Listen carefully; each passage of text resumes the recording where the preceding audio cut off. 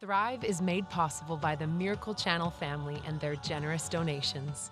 Wherever there's an incredible value for others, a love for others, that is where people just thrive.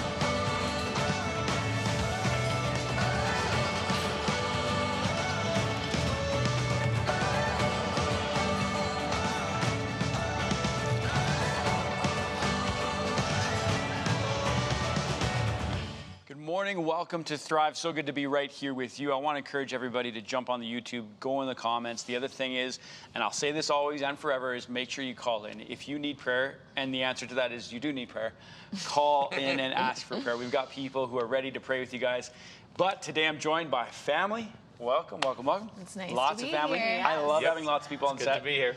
It's I often talk with people about our family and about ministry and what we do. And every time people kind of, I was actually at lunch yesterday with a business lunch, and some guy walked over the table. I got to meet with him, talk with him, and just clicked and connected right away. And before we knew it, we were talking about his kid went to Glenmore Christian Academy. He's a believer. Goes to church. A guy of a friend of this person. So he's a stranger to me. Yeah. But we just started talking about everything, and all of a sudden we're talking about church. We're talking about this. And then I started explaining our family and this, and he was just like, what? And you guys do what? And how many of you in this? And I was like, yeah, it's actually kind of crazy. He's like, no, it's beyond crazy. Nobody does ministry together. Wow. And he's right. Most pastors kind of go up, and honestly, most pastors burn out, and the kids go, I never want to do that. I never want to be a part of that. And anyway, that's a very long-winded way to say I'm pumped to have family ministry together. It's fun to do ministry together. It is. It does make it better when you're with family, that's for sure. Yeah, and we're post-Father's Day, and so I actually got a photo here of us enjoying a beef brisket and some Dad's root beers on the patio here of Danielle's house. So I think you guys have it. No? I don't think I'm casting. I was like, well, maybe you don't. Disconnected. There you go. We got it there. The world of technology. Now we got it. There it is. So that's us. David made a beef brisket, one of the best I've ever had. And for the record, those are root beers. My kids came out to me because they thought they were beers. Like, my kids came out to me, and someone's like, Dad, what is that? I was like, it's root beer. It's root beer. And I was like, do you taste it? She tasted, oh, okay. Sounds good. Just check it in. I love that she's checking, like, Dad, excuse me. Dad, what's up with that? But still. And you know what, like, not to get into the whole theological thing there about alcohol, but maybe we do a show on that. I think it's a huge thing. Pastor Ed Young, have you seen his whole series on it? No. Oh, I watched one of them, yeah. Ed Young is like, man, he's good. He's good. Yeah, it just talks about the biggest thing I think for any of those types of points, and this goes for everything, is the appearance of evil. Yeah. Not evil. You know what I mean? Even just think of the wording on that. The appearance. Yeah. Like, if anything appears. That's why it's like, as leaders, you're called to higher standards. You're called to be making sure that it doesn't even appear that way. Yeah. But we did have brisket. I want to know if anyone's husband has a smoker, because my husband is obsessed. He woke up at 4 a.m. It's his age, though. It has to happen at this age. Like, church is a long day for us. And he left church in between to go check his two services. Yeah, he had to rotate it. He's like, I got to go rotate it. I'm like, David, you're on stage and like this. He's like, I'll be back. Well, you filled in for him, right? Because he was not there for the ending. For like the ending. For the very ending. She jumped on stage because he went to flip the... It was so worth it. It really was. It was one of the best I've ever had. It's a skill, though. It's not like you just chuck it in there and it's a skill to be able to do it. And there's so many elements of it. So and he did it so well. Well, the alarm went off at 4 a.m. and I'm like, oh my goodness. That's dedication. He's like, I gotta put the meat on it. It's always fun. Like Father's Day weekend, obviously. Well, for us, it's always church. We do church all day, and then we usually just get together and hang out. And so that's what we did, and it was so fun. It's lots of kids, lots of chaos, but it is. That's just the way it should be. Yeah. So it was. Jenny fun. says her husband's got a smoker as well, which is my sister, and my brother-in-law. Yeah, and she goes, it's a thing. Well, and just a little bit ago, we held an event at the church where all the guys brought in their own smokers, and they got to smoke all the meat that they wanted. And I laughed so hard because I remember talking to some of the wives on Sunday, and it was just like, this was like the be-all, end-all day for their husbands. Like, what can I bring? And the amount of food. You guys, I kept hearing. Every guy I know had a stomachache. I think everyone got the meat sweats at the end of the day. Like, it was. Everybody overdid it. It's incredible. And the funny part about it was like, well, we'd never done anything like that before, so we're curious about how it was going to happen. And just in case, like, not every man has the ability to bring a smoker or a barbecue. So I was selling Smokies as well, too. Like, so we bought like 300 Smokies to sell. We sold 14. Because all the other meat was there's so much meat. And all the guys are funny, too. It's not like, I'm going to make this meat. It's like, try what I made. You got to try this. I did this, or I got this sauce, or I did this. I'm hungry at this moment. Like, even Amanda says that. My stomach is growling thinking of it. Jenny says, get ready to have him in the backyard for 10 hours, and then we also won't eat until 10 p.m., but man, is it worth it. Oh, yes, that's what happens. He's like, I'll have it ready by 6. I'm like, okay, I'll get everything else ready. And then it's like 8 p.m., and I'm like, is the meat not ready yet? You can't rush perfection. You just can't rush perfection, Dee, so. That's an analogy there, right? It's okay, well, I guess we benefited. Exactly. Really we still are benefiting it. We took a bunch of it home. Oh, yeah. I had some yesterday. I'm like, oh, Matt, you just microwave. So Me too. Microwave. See, look, there you go. Happy Father's Day. Just make their tummies happy. What did everybody else in the comments do? Let us know in the comments. What did you guys do for Father's Day? Do you guys make a big deal of it? Is it low key? I'm very curious. For me, all I care about is just like a massage. All I want is a massage on the weekend. I actually felt so bad because he was like, I just want a day at home. That's what he said to me. I just want it to be chill. Oh, yeah. And so I didn't even, like, I had this whole plan, like, okay, I'll book something for him and I'll do it. But then he said that, and so it, like, threw my plans, not like there is, but, you know, like, to go book something so that you can go. I actually brought them on here to talk about it, so let's have a session. And then I remember that day he was like, oh, is that massage still like on? The head massage. Yeah, is that massage still happening? And then I just remember being like, oh no, oh no, oh no. Do you have to and then redo I it? had to be like, you told me you wanted a day at home. I thought that meant that like the whole day you wanted to be here, but then we booked it for later on Sunday. Kids are gonna come massage you. Yeah, the then we kids. booked it for later. That's so great. Walk on Daddy's For lap. later on Sunday, and you still got the massage, so that was good. That was good. Absolutely. But you know what I wanted to send him for, and I think I still will. Well, we're gonna do this. Is this head spa thing? If I've anyone's heard ever of it. seen it, so they It's an entire massage you go just on a on your head. you go on a table and they have like a rain shower that just comes on your head, and they like massage and scalp and like it's like a whole thing. So she mentioned that like a week or two before Father's Day, and so I was like, when's this happening? Like, I was like, I haven't heard anything, but I also don't want to ask. But then that's when she's like, well, I didn't book any of this. I was like, oh, okay. Well, because how you said it to me. Anyways, we'll do a guy I want to strip, explain myself. and I'll get our heads massaged. But he was just like, that is he literally goes to barbers that wash his hair before the haircut strictly for. I have fallen asleep before. The head massage. The head massage. Some other women laughed at me like, no, he does. language. He does. Like, he loves a good I don't like a my body love massage, but a head massage, there's something about. Like, I completely agree. Game changing. I would go for a foot massage. Ooh, yeah, I would do that too. I would do both. A head and foot massage. Yeah, they don't do it long enough. That would What do I do? There you go. Everyone knows that. I feel like all the stories are coming out. I remember when you didn't even know what a pedicure was, and then I think when Sloan was. I still have a rhyme in my head to remind myself. I'm saying when Sloan was really young, we took her one for her birthday, like really young, and Jeremy's like, well, I'll come, and I'm like, really? No, but I thought it was just doing the nails. And so all of us, have you ever had one? He kept saying to me, he was like, what takes so long? Why are you gone for so long? Because I thought it was just putting nail polish on. And I'm like, it's not that. I know. No. But I was like, it's not I didn't say that. long. Gee, a woman's interpretation. Why can't I? I'm saying, all I said was, why?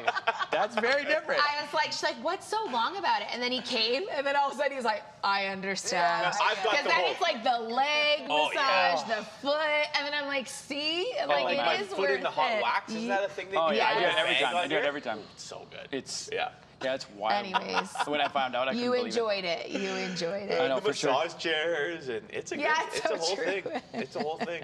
Amanda went for lunch with family, Mom and Dad. Nicole did the same. We used to walk on our dad's back. That's what Jenny said. We used to actually do that. Oh, see, there you go. I think there's a photo of us walking on the back. My kids actually walk on my back, too. I did that last week. It helps. They're the perfect weight, and sometimes you just need a crack or something. Or you get them that car shirt where isn't there roads all over the back, and if your kids are really young, they just take their toy cars and they go like this. Brilliant. And it's on the shirt. Yeah. That's another Father's Day idea gift for you, for anyone that needs another gift for Honestly, next year. the thing about for Father's Day for me is what I really care about more than anything is just that I'm with my family than opposed to like anything over and above beyond this or anything like that. All I care about is just that quality time, just around them. I know my favorite thing in the world, and I'm curious about if any other men are listening or on chats too, is like sometimes it's not actually being in it. Not doing whatever's being done. It's just actually just being there. Like there's sometimes I have the urge to just like to lay back and just enjoy everyone's enjoyment. Like, like that's why sometimes I'll find like they'll actually say that a sign of safety is falling asleep in it. And that's why sometimes a lot of people will fall asleep in that busyness of family because it's the safest feeling you can possibly have is hearing the family enjoy themselves. Yeah. We'd all be super loud everywhere in every room, and he would just be sleeping on the couch like this. And I feel that way too because it's like the highest level of peace I find for me. I love when family is kind of out and about or you're on the patio and it's so nice. Yeah, I love it. But anyway, we should talk about the Bible a little bit. Gosh, we hope you guys. I love sharing things like this, and that's why I'm so curious about what everyone else is doing as well. And I love sharing a glimpse of our family a bit. We're not perfect by far. In fact, we are just so far from perfect, but that's okay. And we wrestle with things. We argue. We fight. Our family works together, and that comes with challenges, and it's fine. As long as people are kind of biblically rooted and operating in a position of love, go for it. Like that's my thing. Today we wanted to talk a little bit today about kind of in the week of fatherhood and Jay and I are joking that it's the month of Father's Month, not Father's Day. Yeah, exactly. Father's Month. Father's right? Month. Let's get that. Keep talking about it so that it becomes That's a thing. a long time, you guys. That's well, Eden has birthday weeks and stuff Jeremy like that has that before too. and after. I never. The whole city does fireworks for the entire week of my birthday in Calgary. Because of Stampede. Let me guess. It's all. No, man. All you Who hear else about can is, say that? oh, yeah. Who else can say that? Though every week, every year, there's fireworks in the entire city. Like, come on. It's the best. And they have the greatest outdoor show on earth every night of my birthday Jeremy. week. Every year. I was like, man, I scored this. And we go to Stampede, and I love it. My birthday's International Women's Day. So. Stop. March 8th. So fitting. Does he even remind you of that? Yeah, exactly. It's never really about you hilarious. today, Jayden. Oh my God. That's funny. Anyway, let's get to the point here. One of the things we're going to talk about was a man's leadership. That's today's devotional. I'll read the verse, and I want to share a couple of thoughts on it, and I'm curious people's responses to it as well. 1 Peter 5:3 from the NLT is from a message from Zach, and it says, "Don't lord it over people's assigned to your care, but lead them by your own good example." And so this is kind of partway through a number of verses. I'll read the first paragraph, that way we can get some context. It says, "We've been talking about 3 of the God-given qualities of men. The first 2 are influence and strength. Today, let's talk about the leadership one. One of the places men are designed to lead is in their families. This is not meant to be a domineering relationship, but a partnership driven by love and rooted in your identity in Christ." And gosh, we could go a while discussing that. But to me, I think one of the greatest honors, maybe not, well, yes, honors, that's not the point I want to make. One of the greatest things that ever happens to a man is to become a father. Because I believe it's, I think it's like almost like there's like these qualities and traits that they don't know they have yet until they feel this love of a child that kind of turns on this protection, this long-term, like it's so funny how we're designed so differently, but needing to balance each other. But I do believe the man's true best is to be the spiritual lead of his home, to take that authority. It's not just as it says here, not to dominate, but to lead. To lead. We have to become leaders of our home. Yeah, there's a major shift when you have your child for the first time. Even like Eden and I together when we're married, like it's about the 2 of us, and we do everything together. And like and when you have your first child, like there's a mental shift, there's an emotional shift, there's a spiritual shift. Like everything is now focused on just almost the protection and the raising, and even like it's funny how your whole perspective on life changes because it's no longer about yourself anymore. It's no longer about yourself. And that's the best version of myself I find.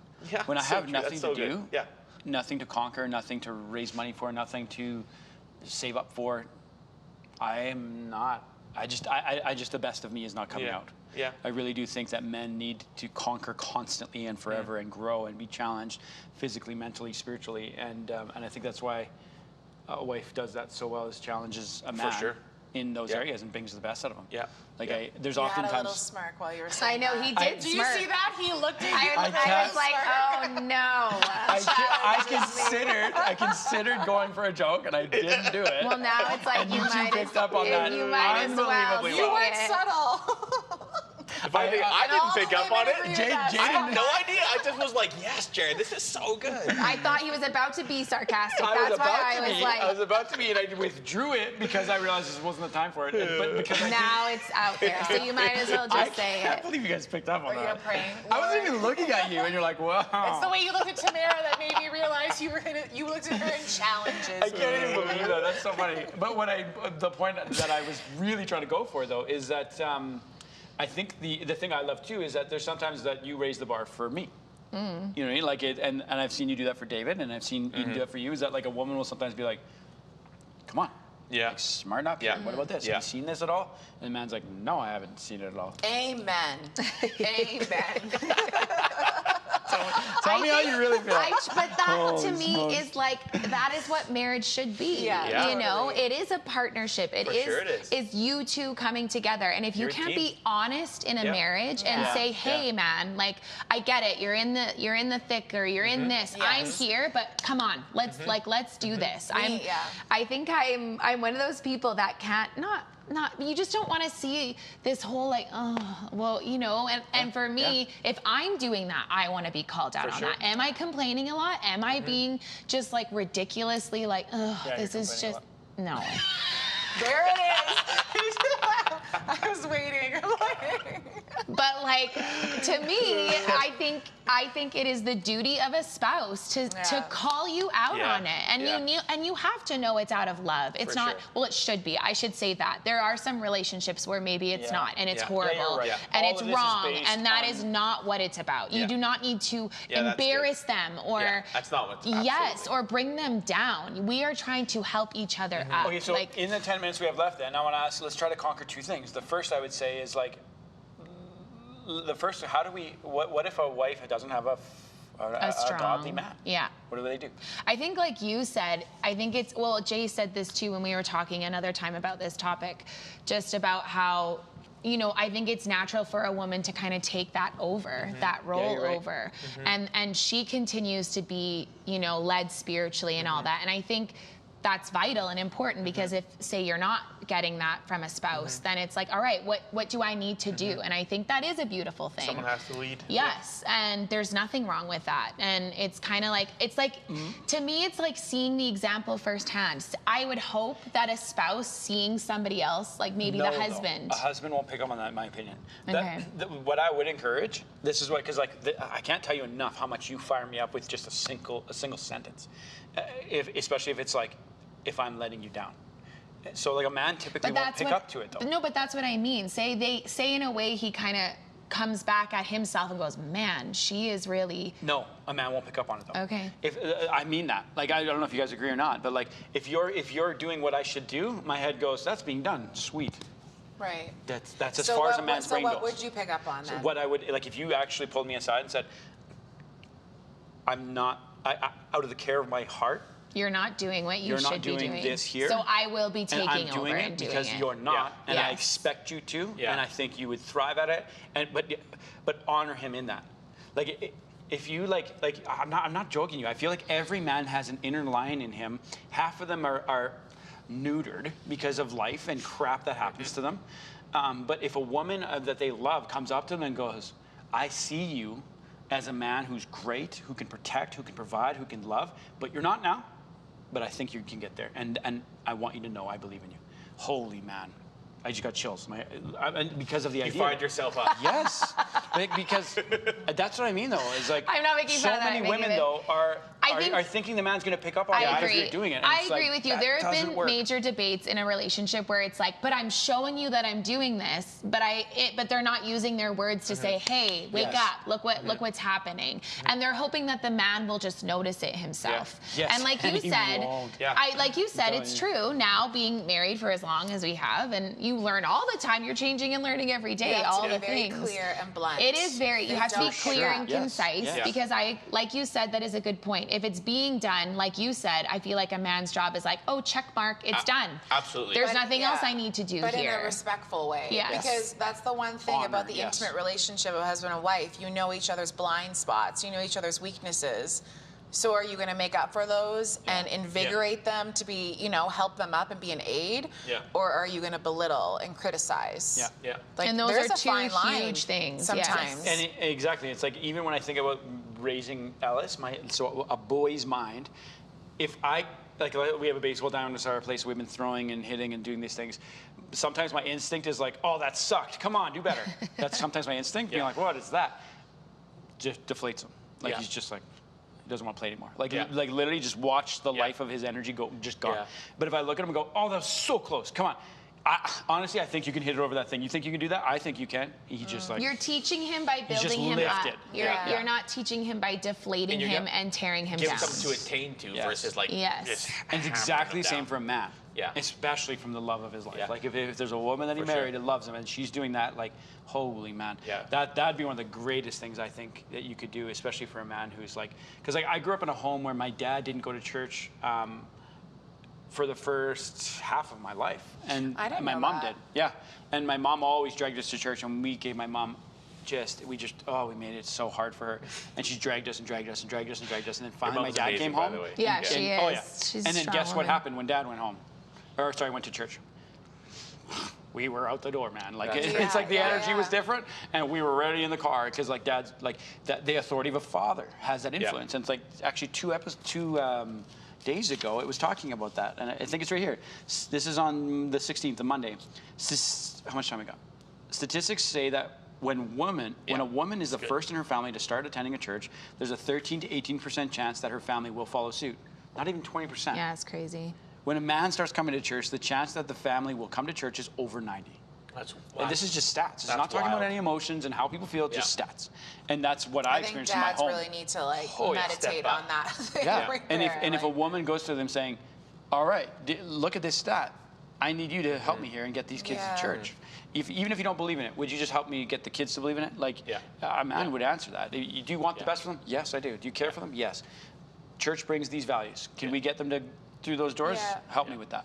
And I guarantee you, 9 out of 10 men will will take up that call. Yeah, we were talking, I think you even mentioned it, that Love and Respect book, and going through that course. Like, we just did it at the church, and it's so true. Like, I know without a shadow of a doubt that Eden loves me. And like, she doesn't have to tell me she literally doesn't have to tell me at all, and I'm fine because I know it. But she needs that. Isn't it funny that certain personalities are okay like that? Totally. Like, someone really needs to hear it, and others like, no, I know. Like, you said it, and I'm good. Like, I don't need any, you know. Yeah, but when put that way of like, she needs me to love her, and I need her to respect me as a man, like, it was like very eye-opening to sit there and have it put that way, because I just need to be shown that she respects me as a husband and as a father, and she respects the way I'm doing it. And that, to me, is her ultimate way of showing me love, opposed to like, oh, I love you, babe. I'm like, I know. Like, I know. Loving you in the way that the woman wants to be loved back. Versus breaking you down as a man and saying, you do this, you do this. But like I think it was you said it, like if you say it in a certain way to the man and the husband,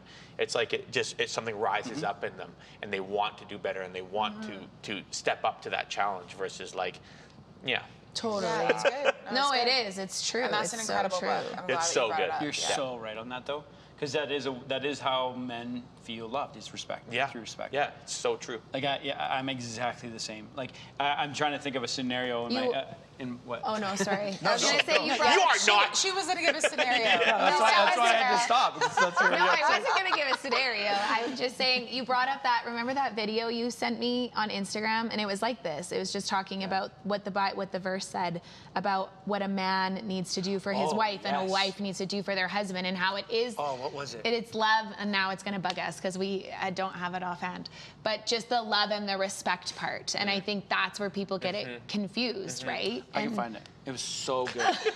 It was so good. But then it becomes a cycle. I like how, like, I watched an interview with the author of that book, and it was like, the more that you don't respect your husband, the more that he's incapable of loving you. And the more that you don't love your wife properly, the more she's incapable of respecting you. And it just turns in, and it's like, oh, it makes you realize we're speaking a different language. How do we, how do we get on the same page here? It's so true. This is it here. I just saw the beginning of it, so I can just talk about it, because I don't think I have time to show it. It says, husbands, love your wives, and wives, submit to your husbands. Oh, it's talking about the respect verse. Your husbands, as I always. So she's talking about those two things. It's telling the two spouses to do what they both need, exactly like you just said. husbands, love your wives, because love isn't the first thing that comes to a man. Respect is. And that's what it is. I will honor something more before I love it. Whereas women, love is one of the first things that come to us. We're made to nurture and some people take love, that submit very different. Like she was just explaining, submit means respect. That's what that means. That's what that word means in the Bible. Completely. Yes. It's the ultimate. Yeah, it's the ultimate form of that. But isn't that interesting that the instructions is giving exactly what we both need and don't naturally do? Yeah. It's exactly what you said. And that's what she kind of broke down in that thing. And it was eye-opening, even though it's like plain as day. You can see it every day in the interaction of how a woman will do something compared to a man will do something. Even that's why, like in I was going through a psychologist who was talking about a video, and he was talking about he's a brilliant man, and he was talking about when spouses cheat. And he was talking about it actually has nothing to do with love. Most of the times, because it's like the statistics is mostly men, women do too, but it's like largely proportionate to men. And they were saying that when a man loses honor and respect, and then some other woman starts at work starts feeding him respect, his tank is being filled up. And so he's saying, like, men, be on guard. Don't let another woman do that. Also communicate to your wife, let them know. Don't put yourself in that scenario. But he was saying that's often the reason why, is because they'll go into a workplace and they feel honored because they're carrying the load of the business, and everyone goes, wow, and they feel respect, which is their love tank being full. And so it's interesting how we're so wired to two totally different languages. But I love the stat that you showed about kids going to church with fathers. It's 90%. It just shows you even if a man isn't leading, he is leading. Like the kids look towards that. That's good. It's exactly. I love that about Dad. It didn't matter what was going on in the family, who was in disagreements, he always brought us together and made the culture of us wanting to be together. Like, he made that culture. Let's have dinner. You know, it didn't matter what was going on. He brought us together and brought peace and strength to that. And I love that bond. That has, like, hit me the most, thinking about family. Totally. That's so true. Wow, we're only 25 seconds left. Yeah, oh no. Thank you guys for joining us today. I hope that if you maybe just bumped into us for the first time, that you guys had resonated with this, but also I want to ask that you would connect with us. You can call and get our devoted devotional for free, paid for by donors, and thank you to the donors who do that. It's by paper copy or email, order, call, let people know right now that you want it, and you also let us know your prayer requests. And again, we'll see you same time, 11 a.m. Mountain Time, every day. God bless you guys. Thrive is only made possible by the generous donations of people like you. 100% of your donation goes towards ministry efforts. Call today and make a significant impact in the lives of Canadians. Through your financial investment, you are a missionary to the world. Phone lines will remain open for a limited time. Connect with us now by calling 1-800-815-6513 or visit miraclechannel.ca/thrive to leave your comments, prayer requests, and praise reports. Together, let's thrive.